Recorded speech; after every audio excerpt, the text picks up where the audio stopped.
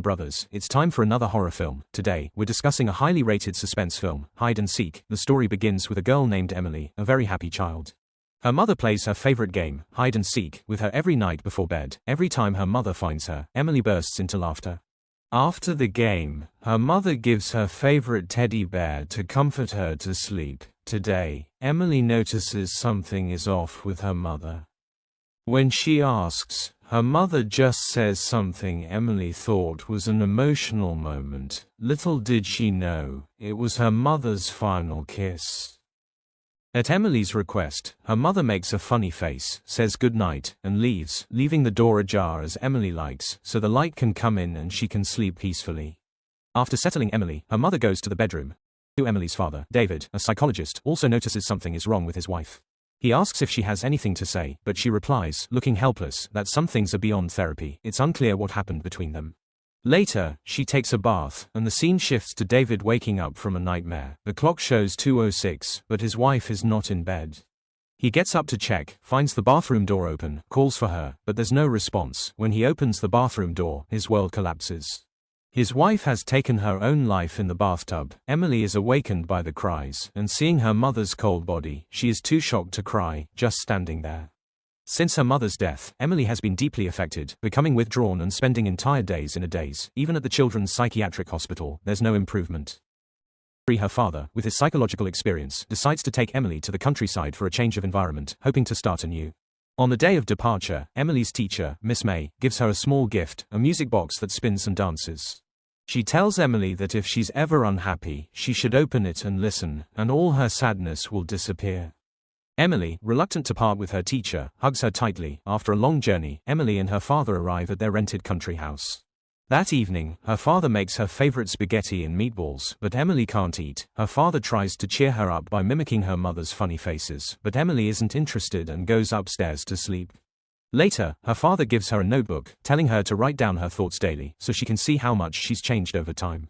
Segment for her father, the psychologist, knows that through her notes, he can better understand her inner world. Like her mother, he leaves the door ajar after turning off the lights. The next morning, while tidying up, he doesn't notice Emily wandering alone into the forest. She follows a butterfly to a cave, dropping her doll in fright when it flies inside. The scene shifts to her father writing about her condition. He notices a black mark on his palm, thinking it's ink, and wipes it off with a tissue. He then remembers Emily hasn't gotten up yet, but calling for her upstairs and downstairs, he gets no response. On turning around, Emily unexpectedly appeared behind him. David said he would take her to town to shop but didn't notice the black footprints Emily left. At night, when David wanted to give Emily her favorite doll, she unusually said she didn't need it anymore. She told her father she had a new friend. David didn't think much of it, guessing the new friend was just another doll. Emily replied it wasn't a doll, her name was Charlie, whom she met that morning, and Charlie didn't want anyone to know her secret. Seeing his daughter finally smile, David didn't press further. Later, while talking to Co. May, also a psychologist, she concluded that traumatized children create imaginary friends. The theory is that trauma causes pain, and the mind finds a way to release it. Now, David wants to gain Emily's trust. He must spend more time with her and make her happy. After the call, David went out to throw rubbish and found Emily's favorite doll, Abby, in the bin, its face destroyed. David, realizing this, felt a bit scared, wondering if Emily had psychological issues. The next day, he took her fishing by the lake. He noticed Emily didn't use bait but picked up a fake worm from the ground, something she wouldn't have done before. That night, David continued to probe Emily and learned from her that Charlie was fun and a bit like her mum. David thought his daughter was fantasizing again. That night, David had the same dream of being at a party with his wife. When he woke, it was exactly 2:06 am. Unable to sleep, he went out and found the bathroom light on. As he approached and pulled back the curtain, he was startled. Written there was, "You let her die." He asked Emily why she did it. Emily said it wasn't her. Her father said no one else was in the house, and it was her crayon and handwriting. When David asked Emily again, she said Charlie did it. This answer left David bewildered, but to avoid upsetting his daughter, the next day, David invited a real friend for Emily. It was a woman they met in town yesterday, named Elizabeth, with her niece. The adults chatted downstairs while the children played with dolls upstairs. The girl, seeing Emily wasn't talkative, introduced her doll to Emily to lighten the mood. Unexpectedly, Emily behaved oddly, saying the girl shouldn't be here as she might get hurt, then handed her a broken doll. The girl was frightened and wanted to leave early. For Elizabeth and David, however, got along well, becoming quite friendly. After the guests left, David asked Emily about her new friend. Emily replied she didn't need friends anymore and went upstairs. Emily's behavior worried her father. That noon, while washing dishes, David saw Emily talking to a strange man in the backyard. He quickly went to the backyard, and the man apologized, saying he didn't mean to intrude. During the conversation, David learned the man was their neighbor. David quickly made an excuse to bring Emily back inside. The man suddenly stopped David, saying he was lucky to have such a beautiful daughter, which made David, already cautious, even more worried. Inside, he reminded Emily not to talk to strangers, but Emily dismissed it and went upstairs. That night, David noticed something odd about his daughter again. Emily was sitting on her bed, smiling strangely. After asking, he learned Charlie had just left. Her father asked Emily where Charlie went. Emily's gaze turned to the window. David, curious, quickly looked outside but found no one. To understand the Charlie Emily mentioned, her father asked if she could introduce them. Emily said it was pointless because Charlie didn't like her father. When asked why, Emily remained silent. David returned to his study, noting down what he had learned. Emily was counting numbers, seemingly playing hide and seek with Charlie. Not finding Charlie in the room, she searched the house, ending up in the basement. She found bedding and a TV in the corner but no sign of Charlie. Suddenly, she heard a noise behind her. As she was about to check, the basement lights went out, scaring Emily into a scream. Her father rushed to the basement, finding Emily in tears. Emily, tearful, stammered that Charlie was hiding in the dark. Seeing his daughter in such a state, David was unsure if she had mental issues or if the house was haunted. Days later, Elizabeth visited, cooking a lavish dinner for them. Her actions felt like those of a hostess. At dinner, Emily wore her late mother's dress.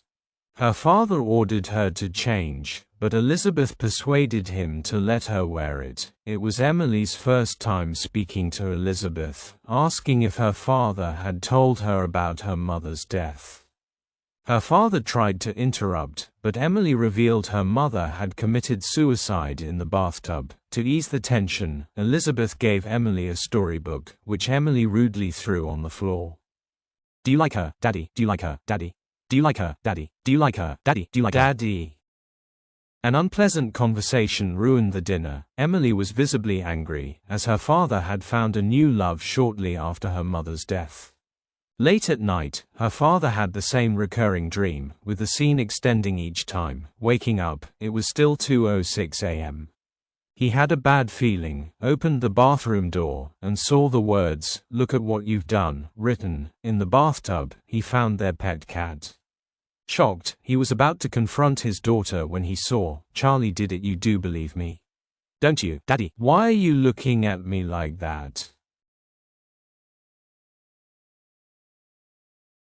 Despite his daughter's extreme actions, for her mental health, her father decided not to let her see the scene. While he went downstairs to find cleaning tools, he heard a noise at the door. Opening it, he found a sleazy man, the previous estate agent, who claimed he was delivering keys. It was past 2 a.m. When David questioned him, the man explained they were leaving the country early the next day and planned to slide the keys under the door. After a brief chat, David cleaned the bathroom and buried the cat in the nearby forest. The next morning, David was keen to know his daughter's thoughts. He couldn't let things get worse. David asked Emily why she disliked Elizabeth. Emily said it was because Elizabeth liked her dad, and Charlie didn't want her dad happy. David was speechless. He told Emily Charlie wasn't real and it was all her doing. Emily said her dad shouldn't say that as it would drive Charlie mad. Her dad kept provoking until Emily took him to see Charlie. When the door opened, the shadow in the drawings was the Charlie she mentioned. Her dad asked who drew them. She said it was Charlie and Mum would like it. "He doesn't believe me, darling. Mum wouldn't like Charlie. That's not him." "What did Charlie say to you?" "What did he say?" "He said he'd make her happy." "Who told you to say that?" "Charlie did." "No, who told you that?" "Charlie did." "There is no Charlie. Who said it?" "Charlie did." "Headed no. Who said it?" David saw his daughter's mental state was beyond his control, so he quickly called a psychologist from the city. Upon meeting the teacher, Emily felt different. During their conversation, the teacher slowly brought up Charlie. Emily said Charlie didn't want others to know about him and occasionally mentioned the teacher. The teacher asked what Charlie said. Emily told the teacher that Charlie said the teacher would interfere with the game, which was to trouble her father. Hearing Emily's description, the teacher felt her condition was severe and suggested to David that she be taken to the city for a psychological assessment. David said he was worried it would worsen if she was taken back, so he suggested giving her 2 more weeks. If Emily didn't improve, he would send her back. That night, the father went to his daughter's room and found her dolls missing. While she was not in the room, he looked at her notes and was shocked to find no words, only a comic strip of her mother in the bathroom. Just then, his daughter returned, interrupting the dazed David. He quickly covered up by tucking her in and said goodnight. As he was leaving, Emily strangely called out to him, "You." While she was not in the room, he wanted to see her notes. Opening them, he was shocked to find no words, only a comic strip of her mother in the bathroom. Just then, his daughter returned, interrupting the dazed David. He quickly covered up by tucking her in and said goodnight. As he was leaving, Emily strangely called out to him, "You don't want the light." The next day, Elizabeth came to David's house and rang the doorbell for a long time without a response. David, wearing headphones and writing notes, didn't hear her. Elizabeth, seeing no response, entered the house and went upstairs, finding Emily in her room. She had come to visit Emily and brought various colored daisies for her. Emily asked Elizabeth if she wanted to play a game. Elizabeth agreed and learned Charlie was hiding in the wardrobe.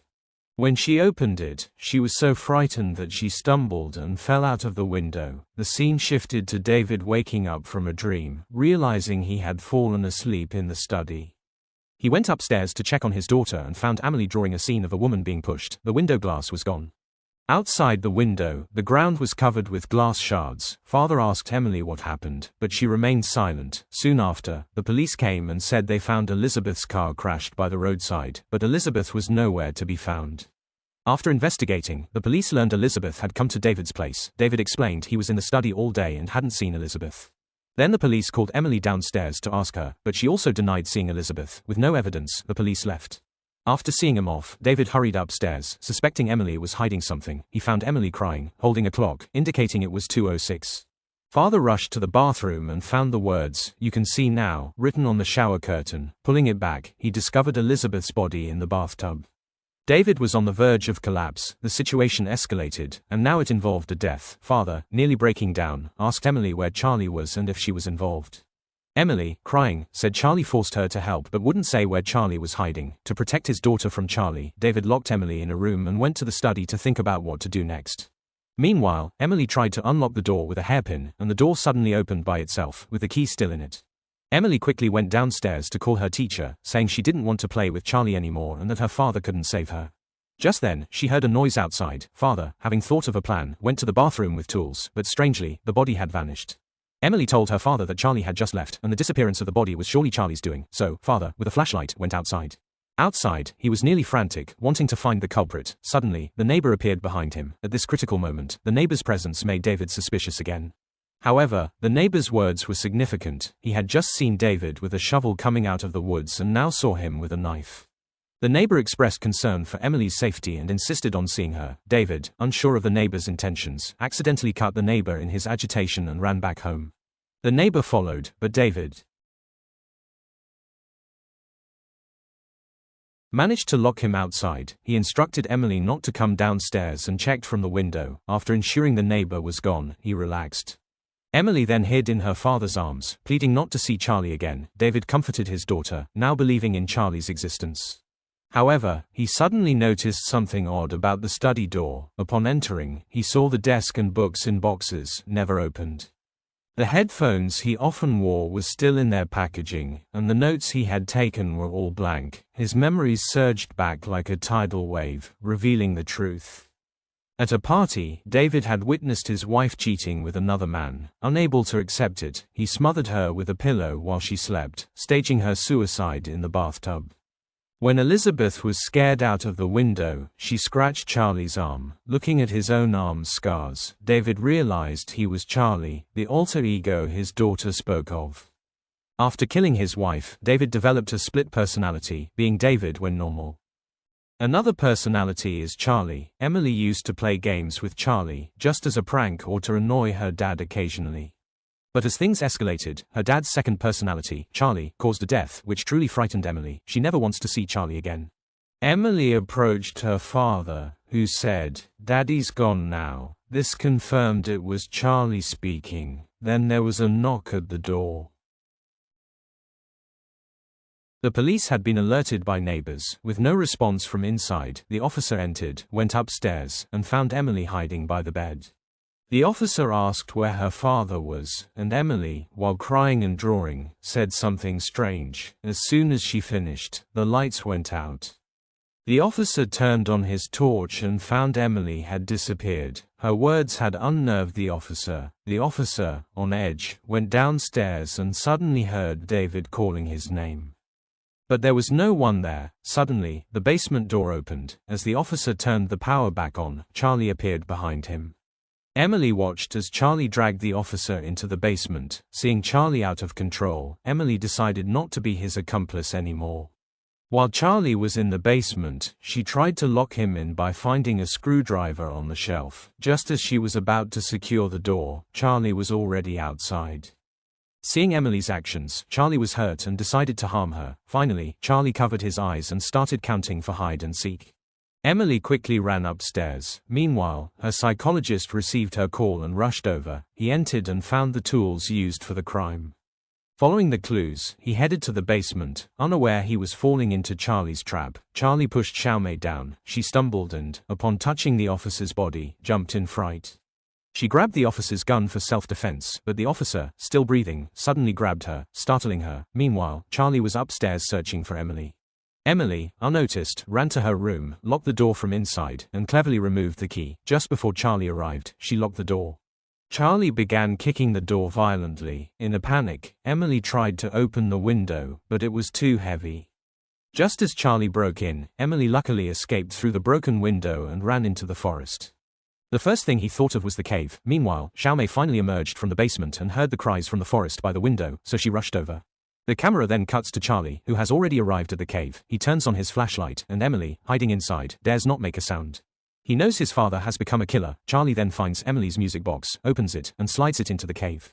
It's like a cat playing with a mouse until it breaks down before enjoying the meal. Soon after, Xiaomei also arrives at the cave.